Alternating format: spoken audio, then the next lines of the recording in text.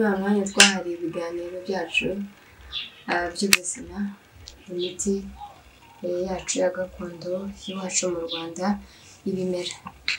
Urabibona hano dufite ibintu bitandukanye, turifuza kubaganiriza kuri igikakarubamba ku ndwara ya amibe.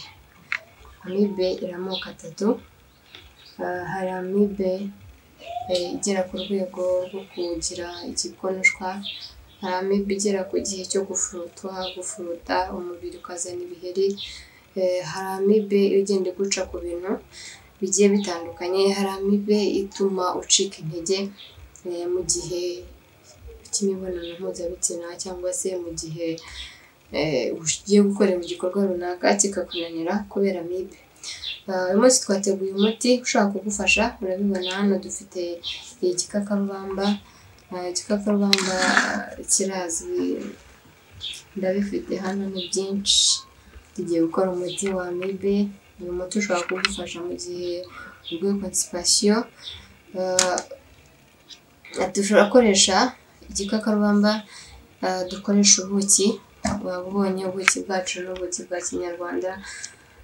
Ubuki kugira umenye neza yuko ari ubwa kinyarwanda butavangiye, ufata agakombe hanyuma ukasuka, usukira mu kindi gikombe, ukazamura uko ubuki bugenda buba akadodo, uzamura. Ndi kugusobanura kugira ngo uzamenye uburyo ukora uyu muti. Amibe nk'uko nakubwiye ngo iri mu moko atatu. Iki gikakarubamba ni mu bimwe bigufasha kurwanya iyo mibe level yabigezeho yose. Niyo mpamvu ndi kuvuga ngo ubuki bwa kinyarwanda n'ubuki bumeze gute. Ni ubuki uzamura ukazamura paka, tuvuge n'urugero, ufata ubuki ukamanura, urabibona, noneho ugenda uzamura kugira ngo ntibucike. Iyo bucitse buba ari ubuki bwa pirate. Wirinda ubuki bwawe, urazamura bukagenda buba akadodo ariko ntibushobora gutandukana. Bisaba ko ugomba kubuverifira ukamenya neza yuko ubuki bwawe ari ubwa kinyarwanda. Aha rero dufite tungurusumu. Izi ni tungurusumu turi bwifashishe, turifashisha igikakarubamba ndetse n'ubuki bwa kinyarwanda. Tugiye gutegura igikakarubamba. Igikakarubamba cyacu tukaba twacyogeje, turakuraho utu tuntu tw'amahwa, ndakuraho utu tuntu, hanyuma ibintu iyo umaze kubikuraho ndakwereka uburyo bikoreshwa. Amibe ni kimwe mu ndwara ziterwa n'umwanda. Ugomba kumekinga shuwa yuko ibintu byawe bifite isuku, kuko isuku niyo soko y'ubuzima. Isuku niyo ituma tugira ubuzima bwiza. Hanyuma hano dufite ishashi. Iyi shashi ikidufasha, turaza kwifashisha ino shashi tuyikoresha mu gihe tugiye gutegura uyu muti. Urafata iki gikakarubamba uracamo uduce tungahe bitewe n'uburyo ubishaka, hanyuma urabishyira mu ishashi. Dufate ikindi, iki gikakarubamba ukuramo ji yuzuye itasi, mu buryo bwo kwivura constipation. Itasi unywa igice cy'itasi, ntabwo inywa yuzuye, ariko iyo ufite ikibazo cya constipation unywa ibiyiko bibiri. Ku mwana unywa akayiko gatoya k'abana, ntabwo ukoresha ikiyiko cyuzuye. Ni umuntu wese tubana hano mushishikariza kwirinda, kuko niyo ntandaro y'ubuzima kuruta ibindi byose. Kuko rero dutegura iki gikakarubamba, iyo tumajije kugitegura cyose twari twakironze, ntugire ngo ndi kubikora kitari kironze. Uyu muti ni umuti ugufasha. Iyo rero udafite tungurusumu, urafata ibi bintu nakubwiye, warangiza ukabitara ukabishyira nko mu kantu tuvuge nk'isorori nk'iyi ngiyi, ukabishyiramo ugasukamo ubuki ukabibika iminsi 3, bigufasha nabyo biravura mu gihe utabonye tungurusumu. Hama iyi ji, ibi bintu turi gukora ibi ngibi birahagije. Turafata izi tungurusumu, ukurikire ntuve kuri ekara yawe. Izi tungurusumu nazo turazishyiramo imbere ubirebe neza kugira ngo tukurikire uburyo bikorwa. Wabibonye ko nabivanze, nabikase nkoresheje ibi ngibi birahagije, ibi ntabwo ari ngombwa. Tugiye mu gikoni. Aha tugeze ni mu gikoni, aha ni imbabura, ushobora kubiteka kuri gaze, njye nakoresheje imbabura, wakubikoresha ku nkwi. Aya ni amazi arimo, turabishyiramo hanyuma dutegereze. Wibuke upfundikira ishashi ku buryo nta mazi abijyamo, ubyibuke neza, nta mazi agomba kujya muri iyi safuriya. Ugumisha aho ndaje. Hanyuma iyo bimaze gushya, wirinda yuko amazi ahura n'igikakarubamba cyangwa se na tungurusumu. Uyu ni umuti turi gutegura wa amibe, uzadufasha kurwanya amibe y'ubwoko ubwo ari bwo bwose, yaba ubwoko bwa mbere, yaba ubwoko bwa kabiri, yaba ubwoko bwa gatatu. Biradufasha. Iyo umuti wacu umajije gushya, turaje tukwereka uburyo ukoreshwa n'uburyo unywebwa. Mu gihe ufite ikibazo cya constipation, nabwo urawukoresha ukanywa utuyiko 2, ariko mu gihe ufite twibanze cyane ku kibazo cya amibe, cyane ko nayo iri mu bibazo byugarije ingo, mu gusenya ingo, mu kwica selule zimwe na zimwe zituma ubuzima bwacu bugenda neza.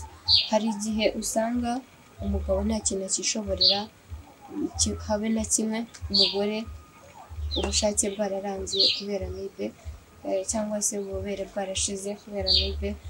Usanga rero bibangamye, bigatuma twifashisha imiti, cyane ko imiti tuba tuyifitiye. Wabibonye, wakurikiye, umuti wacu umaze gushya, tuvuye mu gikoni guteka igikakarubamba cyacu na tungurusumu. Wakurikiye wabonye ko twabiteguye, twambaye ga. Impamvu ni ukugira ngo tuzaba dufite zimwe muri mikorobe tutazi aho zaturutse.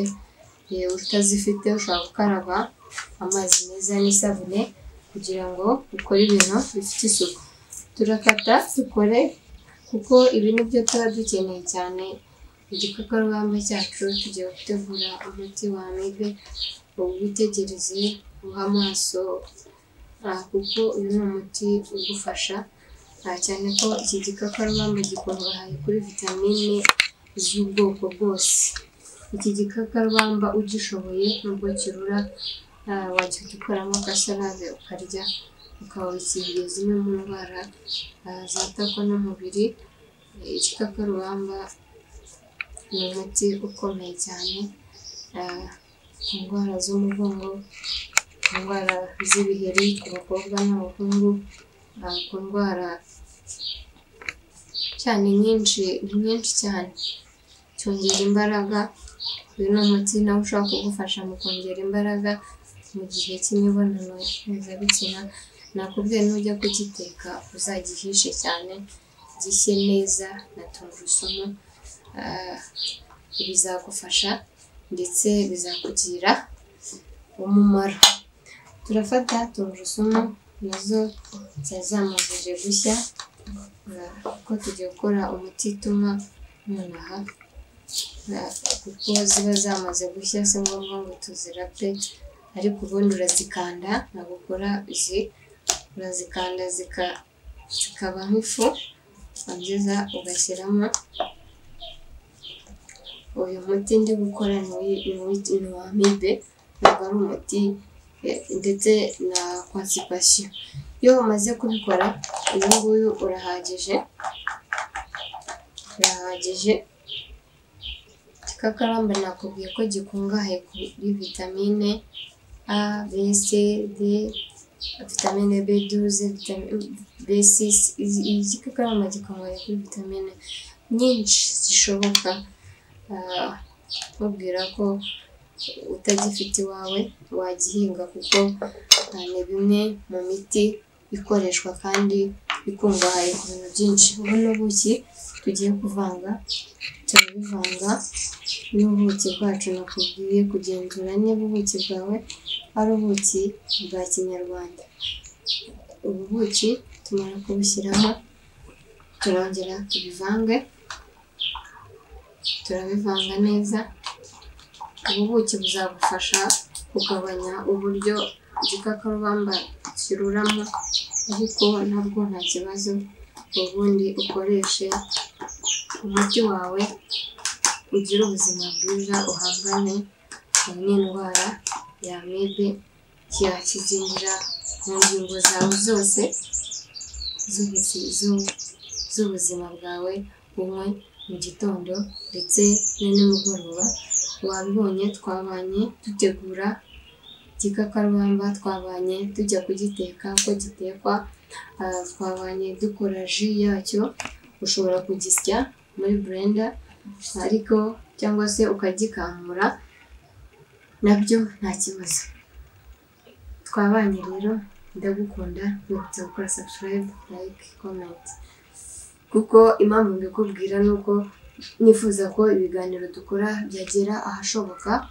Dufashe abanyarwanda, dufashe abantu muri rusange, dufashe isi, kuko yugarijwe n'indwara zigiye zitandukanye, indwara z'ibyorezo. Iki ni kimwe mu bifasha mu gukora imiti ariyo dukaraba, hand sanitizer akorwa muri ibi ngibi. Ibi ni bimwe mu bifasha ubuzima bwacu bukagenda neza. Iki ni kimwe mu bifasha kurwanya indwara yo kubura apeti. Niyo mpamvu mvuga ngo nifuza ko byagera ahashoboka. Wowe nkurikiye rero, ndagusaba ko washaringa zimwe mu nshuti zawe kugira ngo iki kiganiro kigere ahashoboka. Ndagukunda rero, naho ubutaha. Niba utarakora subscribe uyikore, kandi ikindi nugira ikibazo icyo ari cyo cyose wampamagara kuri nimero zanjye za telefone ziri hasi, urazibona. Naho ubutaha, ndagukunda. Bye.